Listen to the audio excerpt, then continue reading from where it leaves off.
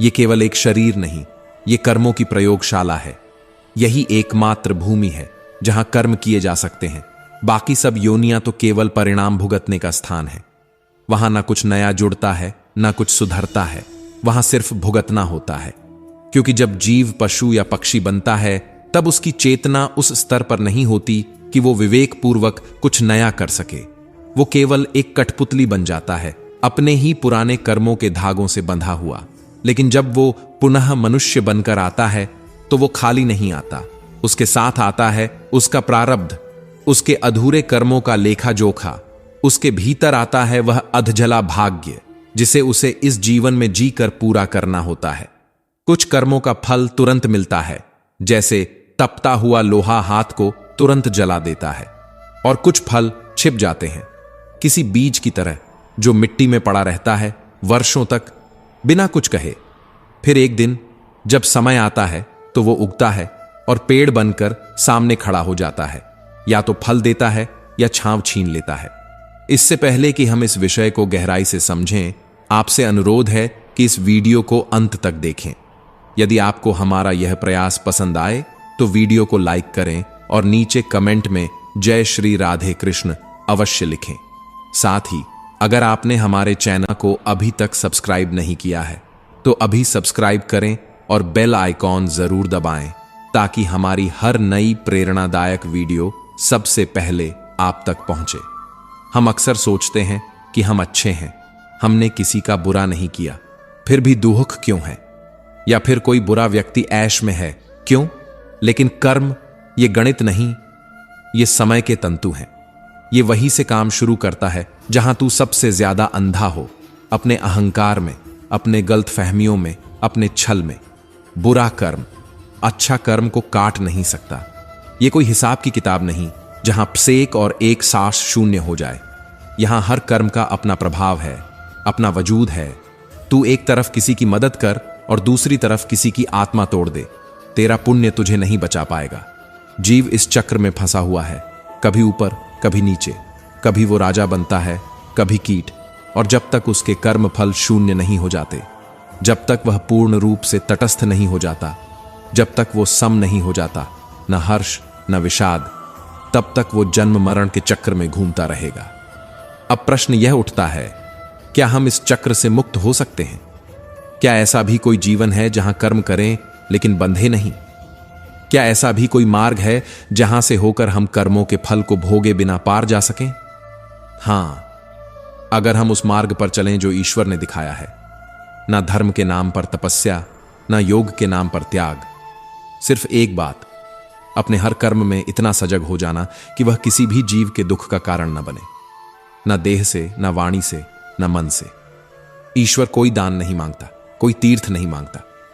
वो बस इतना चाहता है कि तू अपने स्वधर्म को पहचाने, अपने परिवार, अपने समाज और मानवता के प्रति जो तेरी भूमिका है उसे तू ईमानदारी से निभा।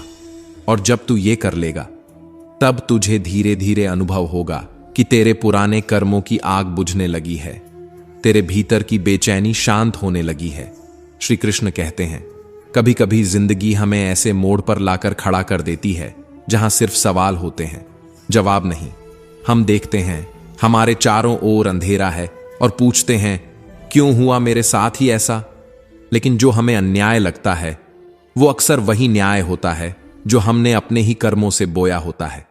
रामायण कोई साधारण ग्रंथ नहीं, यह एक जीवन दर्शन है, एक आईना है जिसमें हम अपने कर्म, अपने भाग्य और अपने निर्णयों की तस्वीर देख सकते हैं। रामायण की हर घटना, हर संवाद, हर मौन हमें हमारे अंदर के जंगल से बाहर निकालने की चाबी है। पर क्या हम उसे पढ़ते हैं या बस उसे सुनकर भूल जाते हैं? श्री राम का वनवास केवल एक राजनीतिक निर्णय नहीं था, वो प्रारब्ध की चलती हुई रेखा थी। एक ऐसी रेखा जिसे दशरथ ने वर्षों पहले खींचा था। वो तीर जो उन्होंने कभी चलाया था, आज उनके सीने में उतर चुका था। श्रवण कुमार की असमय मृत्यु केवल एक भूल नहीं थी, वह एक बीज था जिसका फल दशरथ को राम वियोग में तड़प कर खाना था। जब श्री राम, माता सीता और लक्ष्मण के साथ वन में चले गए, राजा दशरथ के जीवन में शांति का कोई कोना नहीं बचा। वो महलों में नहीं, अपनी पीड़ा में सोते जागते रहे। उनका राज सिंहासन अब कांटों की शैया बन चुका था और हर सांस एक पुकार बन गई थी, राम राम। एक दिन कौशल्या के सामने उन्होंने टूटते हुए स्वीकारा कि आज का यह दुख मेरे अपने कर्मों का परिणाम है। वो दृश्य जब उन्होंने श्रवण कुमार के पिता को शाप देते सुना था, आज मानो सामने आकर खड़ा हो गया था। और तब एक गूढ़ सत्य उनके भीतर से फूटा कि कर्म कभी मौन नहीं रहते, वे लौटते हैं, कभी पुत्र बनकर, कभी पीड़ा बनकर, कभी पश्चाताप बनकर। रामायण का यह प्रसंग हमें केवल राजा दशरथ की पीड़ा नहीं दिखाता, यह हमें चेतावनी देता है कि जो भी कर्म हम करते हैं वो लौटता है, और जब लौटता है तो पहचानने नहीं देता कि ये उसी हाथ से उगाया हुआ कांटा है। कभी सोचिए, किसी मासूम के जीवन में आपकी एक गलती क्या दर्द जोड़ सकती है, और यदि वह पीड़ा मौन है तो इसका अर्थ यह नहीं कि वह समाप्त है, वो बस प्रतीक्षा कर रही है फल बनने की। श्री राम के वनवास में छुपा यह भाव कि नियति जब दस्तक देती है तब वह किसी से अनुमति नहीं लेती, वो बस आती है और हमें हमारे कर्मों के कटघरे में खड़ा कर देती है। लेकिन रामायण का यही शोक हमें एक सच्ची उम्मीद भी देता है कि भले ही हमारे कर्म हमें दुख दें, हम राम जैसे बन सकते हैं, धैर्यवान, संयमी, कर्तव्यनिष्ठ। और यदि हम अपने जीवन को निष्काम कर्म से सजाएं तो ना पाप हमारे पीछे आता है, ना पुण्य हमें बांधता है, क्योंकि पाप और पुण्य दोनों ही बंधन हैं, एक बुरा बंधन और एक सुनहरा बंधन। मुक्ति इन दोनों से परे है, और ये मुक्ति तभी आती है जब हम हर कर्म को केवल कर्तव्य मानकर करें, फल की चिंता किए बिना, प्रशंसा की आशा किए बिना। रामायण कहती है कि जीवन संघर्ष है, लेकिन संघर्ष ही समाधान है। हर पीड़ा में एक उद्देश्य छुपा है, हर वियोग में एक योग छुपा है, हर गलती में एक शिक्षा छुपी है। राजा दशरथ की मृत्यु कोई हार नहीं थी, वह एक अंत था उस चक्र का जो उन्होंने स्वयं आरंभ किया था। और हम भी अपने जीवन में न जाने कितने ऐसे चक्र आरंभ करते हैं, कभी एक शब्द से, कभी एक निर्णय से, कभी एक मौन से। हम सोचते हैं कि हम सही हैं, लेकिन सही होना कभी कभी सबसे बड़ी भूल बन जाता है। नर्क कोई जगह नहीं, एक स्थिति है जहां आत्मा अपने ही कर्मों के भार से दबी होती है, और स्वर्ग वह भी कोई ऊपर की सीढ़ी नहीं, बल्कि वो अनुभव है जो एक अच्छे कर्म के बाद मानव के भीतर खिलता है, शांति बनकर, संतोष बनकर, और कभी कभी एक साधारण मुस्कान में प्रकट होकर। जो नीचे गया है वह ऊपर भी जाएगा, यदि उसकी यात्रा सत्य के लिए है, क्योंकि कर्म न तो कभी मिटता है और न ही उसकी प्रतिध्वनि कभी मौन होती है। कर्मों का फल ऊपर नहीं, यहीं मिलता है। हर आंसू, हर मुस्कान, हर हृदय की धड़कन, सब कुछ किसी न किसी कर्म का ही तो फल है। जो बोया है वह उगेगा, जो दिया है वह लौट कर आएगा, और जो सहा है वह भी किसी दिवस आशीर्वाद बनकर बरसेगा। जो जैसा करेगा वैसा भरेगा। यह कोई डर नहीं, एक चेतावनी नहीं, बल्कि ईश्वर का दिया हुआ नियम है, जो न किसी धर्म से बंधा है और न ही किसी काल से थमता है। कभी कभी कुछ लोग कहते हैं मरने के बाद ऊपर जाकर भगवान फल देते हैं, पर श्रीमद् भगवद गीता कहती है कर्म का फल इस पृथ्वी लोक पर ही भोगना होता है। जो यहां भुगता नहीं वो वहां भी चैन नहीं पा सकता। कभी देखा है किसी बच्चे की हंसी में स्वर्ग, कभी सुना है किसी मां की सिसकियों में नर्क। वो जो तुम दूसरों को देते हो वो ही ईश्वर तुम्हारे लिए संजोते हैं।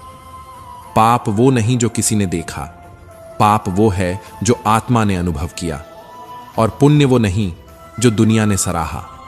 पुण्य वो है जो किसी के जीवन में उजाला लाया। कर्मों का लेखा जोखा ईश्वर के पास नहीं, तुम्हारे हृदय में लिखा होता है।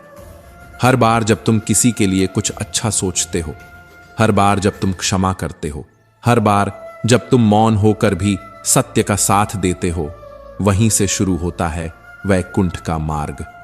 नर्क कोई सजा नहीं, एक आईना है जहां हम अपने ही कर्मों को देख पाते हैं, और स्वर्ग एक इनाम नहीं बल्कि उस जीवन की गवाही है जो अपने लिए नहीं औरों के लिए जिया गया। कर्म केवल कार्य नहीं होता, वह एक ऊर्जा है जो लौटती है। तुम किसी भूखे को भोजन दो या किसी रोते को कंधा, वो सब लौटता है, कभी सहारा बनकर, कभी अवसर बनकर। श्री कृष्ण कहते हैं हर इंसान अपने भाग्य का लेखक नहीं होता, पर वह अपने कर्मों का निर्माता अवश्य होता है। तुम्हारे हाथों से निकला हर व्यवहार, तुम्हारे शब्दों में बोई गई हर भावना एक नया संसार रचती है या एक नया पतन लाती है।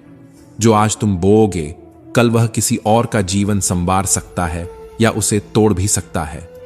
कर्म केवल तुम्हारा नहीं रहता, वह एक श्रृंखला बन जाता है जो कई आत्माओं को जोड़ता है या तोड़ता है।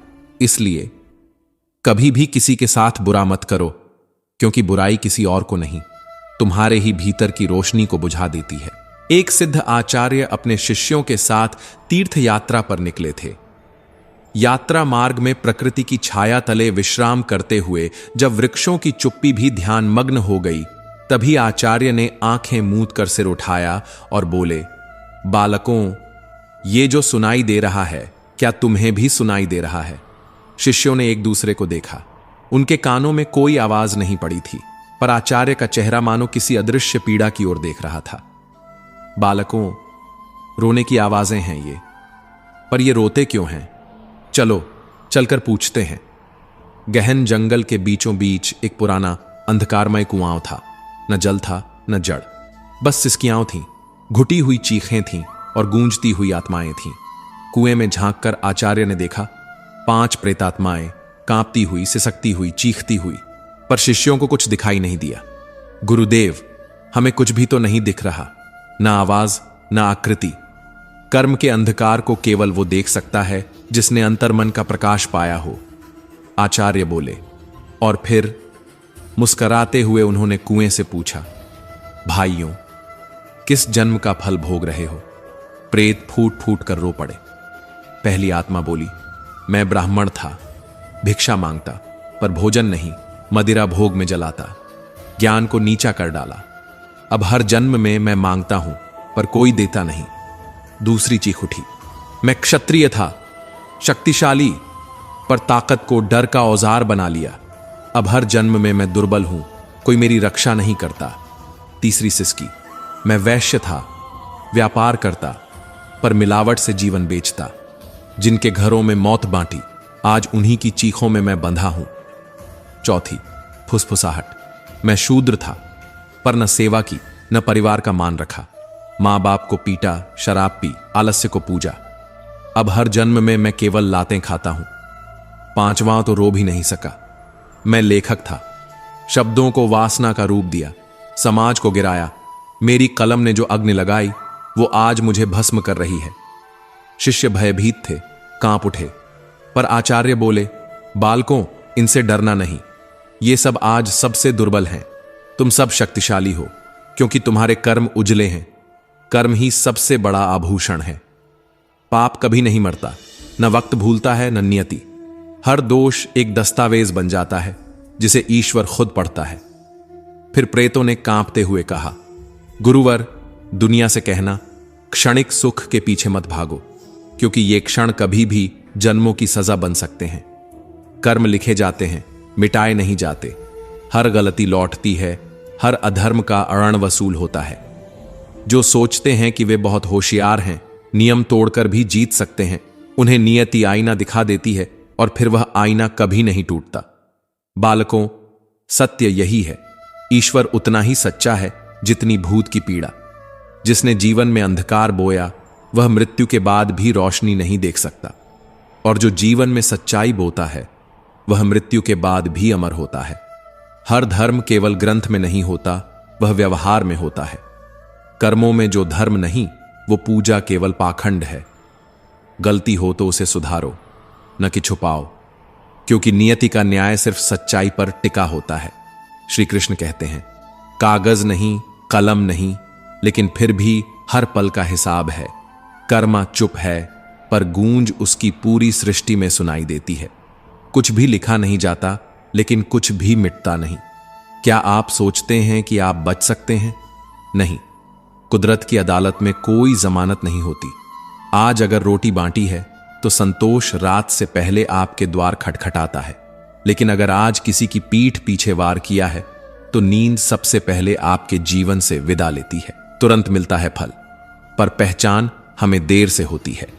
भिखारी की मुस्कान देखी, मन हल्का हुआ, जेब से पैसे निकाले, भीड़ में थे, फिर भी भीतर से कांप उठे। क्या यही नहीं है न्याय, जो बिना आवाज के भी आपको सुनाई दे? पुण्य का प्रत्यक्ष फल है प्रसन्नता, पर पाप का प्रत्यक्ष फल है अस्थिरता।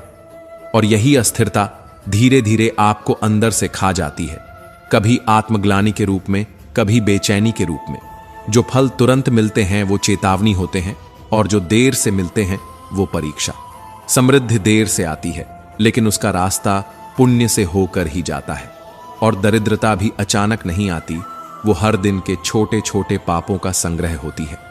कभी कभी हमें लगता है कि कुछ बुरा किया और कुछ हुआ नहीं, पर शायद वक्त चुप है, न्याय नहीं।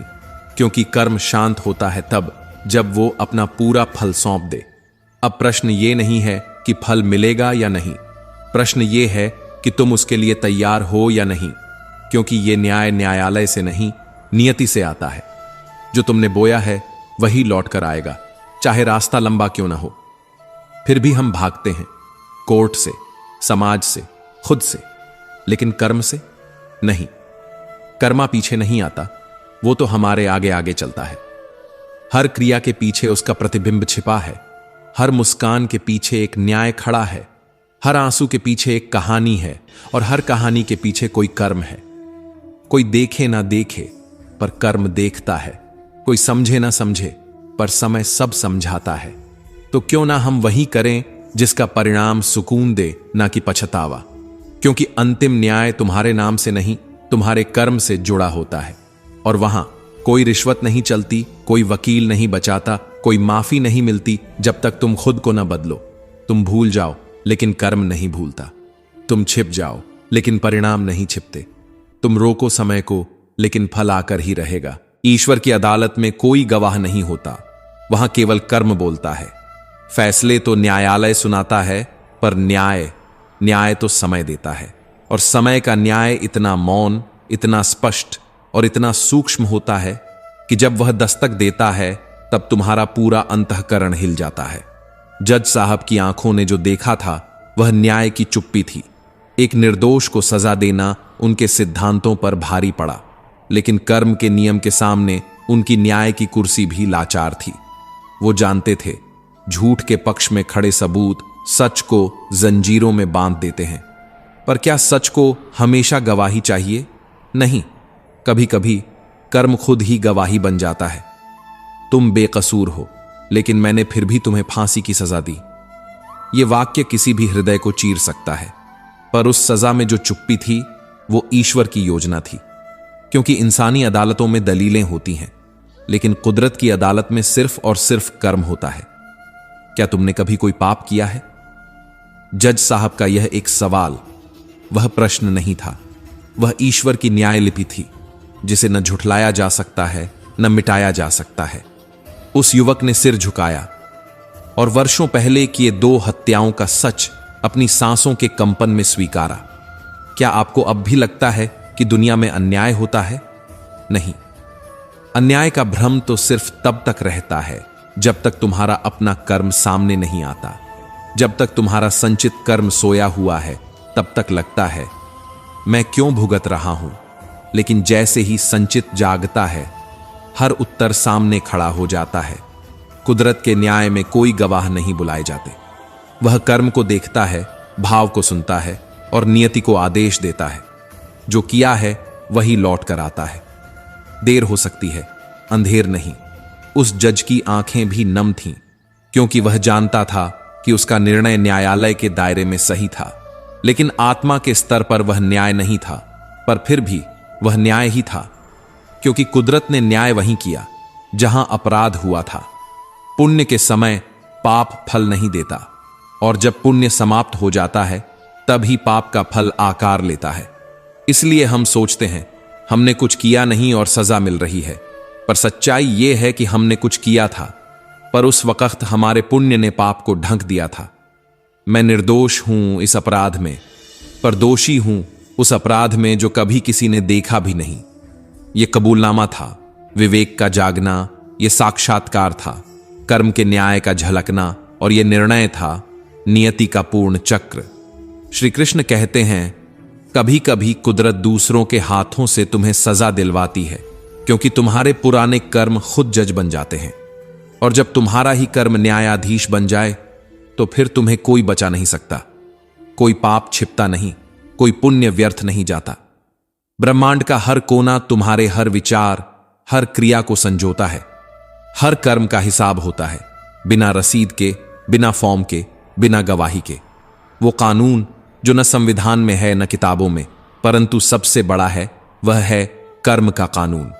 और जब यह कानून लागू होता है तो वहां न कोई वकील होता है, न कोई अपील, न कोई माफी, केवल फल। कुदरत के दरबार में कोई रिश्वत नहीं चलती, कोई जान पहचान काम नहीं आती। जो किया है वही मिलेगा, और जो नहीं किया उसके लिए सजा कभी नहीं होगी। पर जो किया है उसकी सजा भी और उसका असर भी अवश्य आएगा। जज को भी यही समझ में आया कि कानून इंसानों के लिए है, पर कर्म का विधान संपूर्ण ब्रह्मांड के लिए, और ब्रह्मांड में न्याय सदैव संतुलित रहता है। जब तक पुण्य के दीप जलते रहते हैं तब तक हमारे पापों की परछाइयां दिखाई नहीं देती, लेकिन जब वह दीपक बुझता है तब अंधकार में वो परछाइयां ही हमारा चेहरा बन जाती है। दुर्योधन की छाती तब नहीं फटी जब उसने द्रौपदी को अपमानित किया, पर जब भीम ने गदा उठाई और जंघा तोड़ी, तब समय ने बताया कि जो अपमान करता है उसका गौरव ऐसे ही धूल में मिलता है। क्या लगता है पाप का फल उसी क्षण मिलेगा? नहीं, समय इंतजार करता है पुण्य के समाप्त होने का।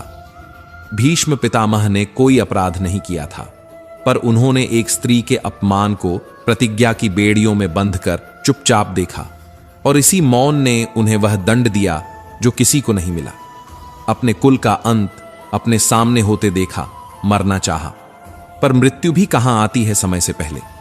युधिष्ठिर ने कभी झूठ नहीं बोला था, सिवाय उस एक दिन के, पर उस एक झूठ ने उनके समस्त सत्यों को दंडित कर दिया। जब गुरु द्रोण को मारा गया तो वह सत्य नहीं मरा था, वह वहम था युधिष्ठिर के धर्म का। और अर्जुन ने जब द्रौपदी का चीरहरण होते देखा और चुप रहा, तब शायद उसकी आत्मा रोई होगी, लेकिन उसका शरीर युद्ध करता रहा। जब वह स्वयं अपने पितामह की छाती में तीर भेद रहा था, तब कृष्ण मुस्कुरा रहे थे। नहीं इसलिए नहीं कि वह निर्दयी थे, पर इसलिए कि न्याय जब तटस्थ होता है तब दया भी अपराध बन जाती है। कर्ण की बात भी कर लें, दानी था पर दुष्कर्म का समर्थक था। जब एक स्त्री को भरी सभा में वस्त्रहीन किया जा रहा था, तब वह धर्म का नहीं, मित्रता का पक्षधर था, और इसीलिए उसका रथ जमीन में ढसा और उसके सारे पुण्य उसी भूमि में दब गए। बर्बरीक, वह योद्धा जो एक क्षण में युद्ध समाप्त कर सकता था, पर कृष्ण ने उसका शीशा मांग लिया। क्यों? क्योंकि अगर उसने युद्ध लड़ा होता तो पापियों को न्याय नहीं मिलता, वे छिप जाते समय की दरारों में। और कृष्ण, वे युद्ध जीतने नहीं आए थे, वे दंड दिलाने आए थे। धृतराष्ट्र की गलती, पुत्र मोह और सजा, 100 पुत्रों की मृत्यु देखना, एक पिता के लिए इससे बड़ा दंड क्या होगा? बलराम, उन्होंने गदा दी थी दुर्योधन को, पर न्याय नहीं सिखाया, और अंत में जब उन्हीं की दी हुई विद्या से दुर्योधन मारा गया, तब वे भी देख रहे थे, रो रहे थे, पर रोक नहीं सके। क्या तुम सोचते हो कि कर्म की कोई अदालत नहीं? वह अदालत तुम्हारे भीतर है। जब तुम रात में सो नहीं सकते तो समझ लो कि फैसला हो चुका है। हर हंसते हुए कर्म का एक रोता हुआ परिणाम होता है। हर बोई हुई हवा तूफान बनकर लौटती है। हर चुपचाप देखा गया अन्याय तुम्हारे हिस्से का दंड बन जाता है। कर्म करने से पहले सोचो, क्योंकि फल से भाग नहीं सकते। तुम चाहो या ना चाहो, फल तुम्हें ढूंढ लेगा। तुम बेकसूर हो या गुनहगार, समय को फर्क नहीं पड़ता। वह तो तुम्हारे संचित कर्मों का हिसाब रखता है, और जब पुण्य की अवधि समाप्त होती है तब पाप ब्याज समेत लौटते हैं। ऐसा निश्चय ही है कि यह संपूर्ण ब्रह्मांड एक अदृश्य न्याय की सूक्ष्म व्यवस्था से संचालित है, जिसमें न राजा बचता है, न रंक, न स्त्री, न पुरुष, न ज्ञानी, न अज्ञानी। सबको अपने अपने कर्मों का लेखा जोखा भुगतना ही होता है। यही कर्म सिद्धांत है, यही सत्य का अदृश्य विधान है, जहां न भाषा चलती है न चालाकी। केवल कर्म बोलता है, और उसका फल चाहे वह इस जन्म में मिले, अगले में या कई कल्पों बाद,